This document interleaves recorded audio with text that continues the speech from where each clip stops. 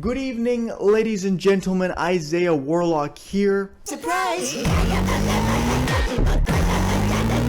So after I made the music video for my song I Hate Parties, which by the way is on my channel, go check it out if you haven't already, I had some people start asking me how I made the video, how I got the ideas, what effects I was using, and just people asking me in general for tips and stuff on how to make a good music video. And I by no means am an expert on making music videos. I've only made a few, but using the experience that I have had and also using a lot of research that I've done, I decided just to make this little video, which will just be 8 hacks essentially that will allow you to create a good music video without any money, with 0 money. So each one of these hacks is going to be showing you something that you can do to make your music video a little bit better or a lot better, but that isn't going to require any money. So these are 8 hacks that you can use to make a great music video with absolutely no budget. And with each one, I'm just going to be explaining it a little bit and then also showing some examples of music videos that use this and also how I used it in my music video for my song I Hate Parties. And a lot of these are really basic but also super important for you guys to know if you're just starting out and you've never made a music video before. So I really suggest that you guys stick around and watch the entire video because each one of these hacks is super useful. Also guys, really quickly before we jump into it, please consider subscribing. It's free. You can unsubscribe whenever you want, so you might as well, and it helps me out a whole lot. Also, a huge percentage of the people that watch my videos aren't actually subscribed. So if you do enjoy my videos, just don't forget to hit that subscribe button. So number 1 is this, and it's something that you really need to realize, which is that you can basically use any camera to film a good music video. It doesn't have to be a super expensive camera. It can even be a cell phone. Most smartphones these days will give you good enough quality footage to use for like a genuinely good quality music video. If you have a nicer camera to use, that's great, but literally all my videos and my music video I filmed with a GoPro, with this GoPro 5 that I'm using right now. It doesn't give you the best resolution, the best frame rate or anything, but it does the job. And with all these other hacks I'm going to share with you, you can make literally any footage from any camera look amazing. You can use a smartphone, which everybody has smartphones these days, so you could just use that. Or if you have a GoPro or maybe like a DSLR or something, then that'll work as well. But what you do need to be aware about those cameras is that they're going to film flat footage, which is heavier, and it's not going to look as great straight out of the camera just because it's going to need some color grading before it's going to look very good. And I'm going to talk way more about color grading in just a little bit, so make sure you stay tuned for that. Number 2 is lighting. Now, if there's one thing that you take away from this video, make it be lighting. Lighting is so important. You can ask anybody who makes music videos, YouTube videos, or like a filmmaker, anybody, they'll all tell you that lighting is the most important thing. And this is why I was saying that the camera doesn't matter as much. The lighting matters so much more than what camera you're using. And you could have the most expensive, like whatever, $10,000 film camera, and if it's bad lighting, you're gonna get a worse quality image than you would get, say, using like literally an iPhone with really good lighting. So lighting goes such a long way, and it pays off so much to just understand a little bit about how lighting works, how it's going to affect the footage overall. Some tips I would say about doing good lighting are filming outside in the daylight is really good because the sun is actually a white star. It looks yellow because of the atmosphere, but it's actually white. So all the light, sunlight is white light, and that's what you want. White light gives you the best quality image essentially, and you really don't want to film inside like at night, because what you probably don't realize is that a lot of lights that people use inside their houses are actually yellow light, and you just get used to it after a while, but it actually is yellow, and yellow light comes out really bad on camera. It comes out super yellow, like even more than it looks just with your eyes. So if you can film outside in broad daylight, that's going to give you like a super good quality image no matter what camera you're using. If you do need to film inside, make sure you're using as many lamps and as many LED lights and everything. Anything you can set up, use that. The more light you have, essentially the better quality image you're going to have. Also, having one light that coming from like a really kind of jagged angle, if that makes sense, like this, I have this one lamp right here,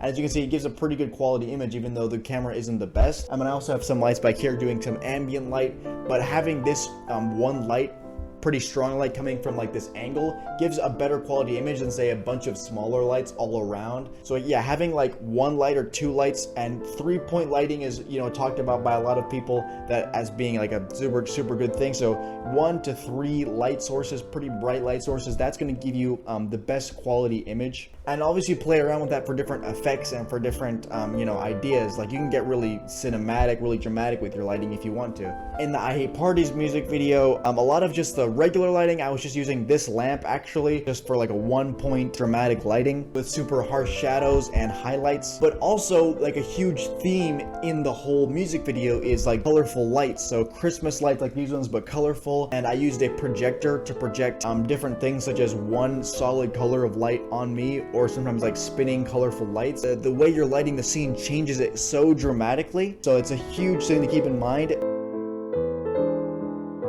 Number 3 is color grading. Color grading is another thing that's super important. And if you're not somebody that knows how to edit videos or that's done any editing, photo editing, video editing, it may sound like something that's really complicated and that you don't want to try to figure out how to do it. But honestly, it's just a few basic principles that if you understand, you can completely transform music video and give it a whole other style and aesthetic just by understanding a little bit of color grading. Now, color grading and color correction are essentially the same thing, but what they mean is just changing individual colors in the footage to say be more saturated or less saturated or brighter or darker. That's essentially what it is. Or shifting the hue of specific colors in your footage. Now you can do really simple things with this, like maybe just changing yellow lights into white lights like I do here. This lamp is actually kind of yellow, but I actually color grade all my footage so that there's no yellow light in the footage. So all of this light looks white. Even these like lights, Christmas lights, are actually pretty yellow, but I color grade them to look white. And in fact, I do some pretty heavy color grading on my footage. So here's what my YouTube videos look like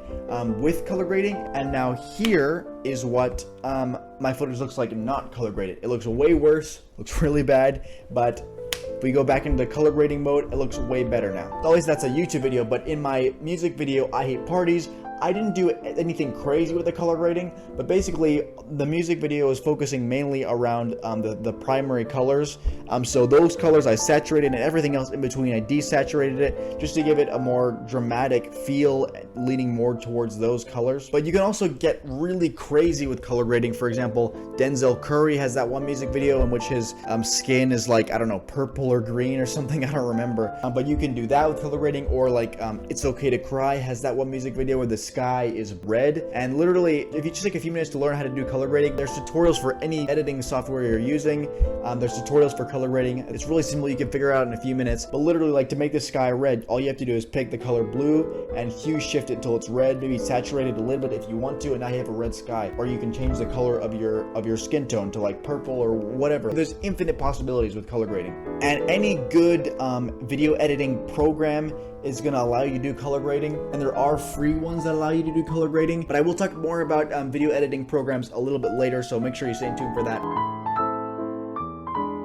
Okay, number 4 is go lo-fi. Now, what I mean by this is that if you're already working with a camera that's not very good and lighting that's not very good quality and all this stuff, you could just decide to make the whole thing more of a lo-fi aesthetic. Now, you could go in the direction that I went, which was in my I Hate Parties music video, going in the direction of like 80s VHS style lo-fi.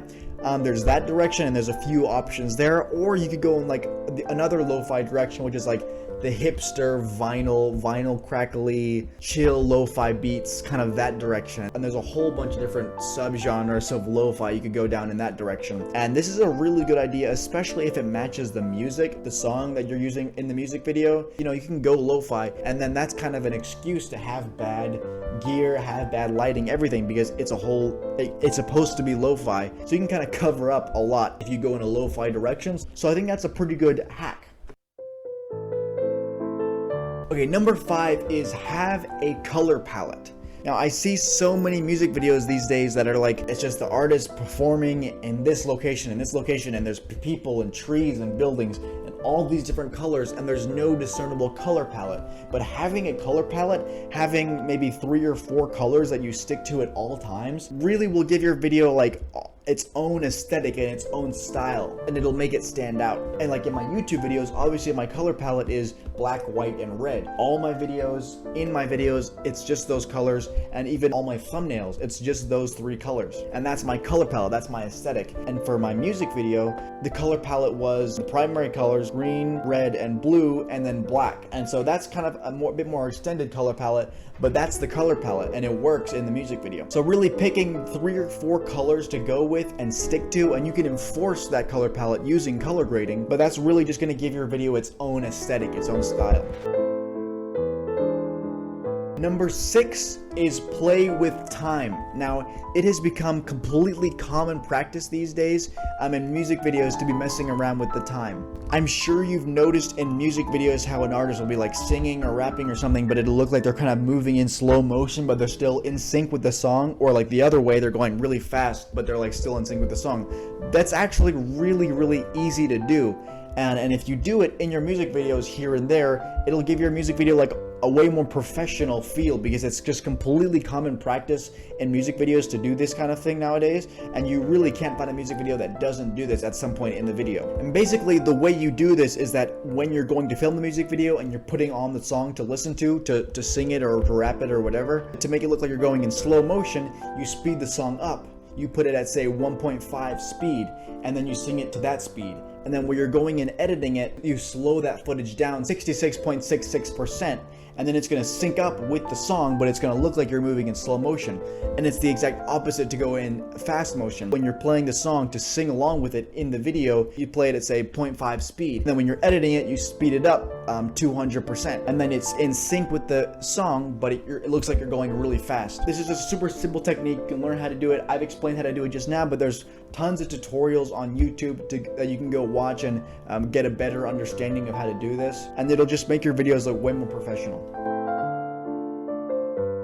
Number 7 is hit film. Now, I've been talking about a lot of stuff involving editing, color grading, all that stuff, and you might not have a video editing program that you're comfortable using yet. And if you don't already have one, I would suggest HitFilm. HitFilm Express is completely free, and it can do color grading, it can do speed changing, it can do all kinds of things. Everything that I'm talking about in this video, it can do that. It's a super good editing program, and it's completely free. There are other free ones, and believe me, I've tried a lot of different free editing programs, but HitFilm Express is by far the best. Number 8, the final hack, is to tell a story. Now, I feel like this used to be way more common practice in music videos to tell some kind of little story in the video, but nowadays it's more about the performances in the music video, which is also very important. Different locations and stuff that can make a really good music video. But if you also have just some kind of big or small story that's playing out throughout the music video, I think that gives your audience a lot more to think about and to chew on. Whereas just having a bunch of different performance shots, like maybe it looks cool, but it's not that much to think about, and it won't stand out in this era of almost all music videos are just different performance shots. And for example, in my music video, I have a little story just of a guy played by me who is like kidnapped or something, who's tied up in Christmas lights, and he takes a knife out of his boot and cuts them and escapes and ends up in like some kind of party or something, and then he escapes from there, and then he like dies, but he survives, and he gets up and he jumps over a wall and he runs away. You know, just some little story that's going on like in between your performance shots that just gives your audience a little bit more to think about, a little bit more to chew on, especially if it's already a lo-fi video, if you're already not doing that much as far as production value. Having a little story in there can, I think, just give your audience something extra. Well guys, that is it. That is my 8 hacks for making a great music video with no budget, with no money. I really hope you guys enjoyed the video. I hope it was helpful to you. Be sure to follow me on Instagram. Here is my Instagram for extra content and updates on videos and music and all that good stuff. Check me out on Spotify if you want to, and remember to share this video with your friends if you found it helpful. Don't forget to subscribe to the channel. Many more videos coming very soon, including some that you guys have been asking over and over again for. I will see you in the next video. I'm Isaiah Warlock, and goodbye. Surprise!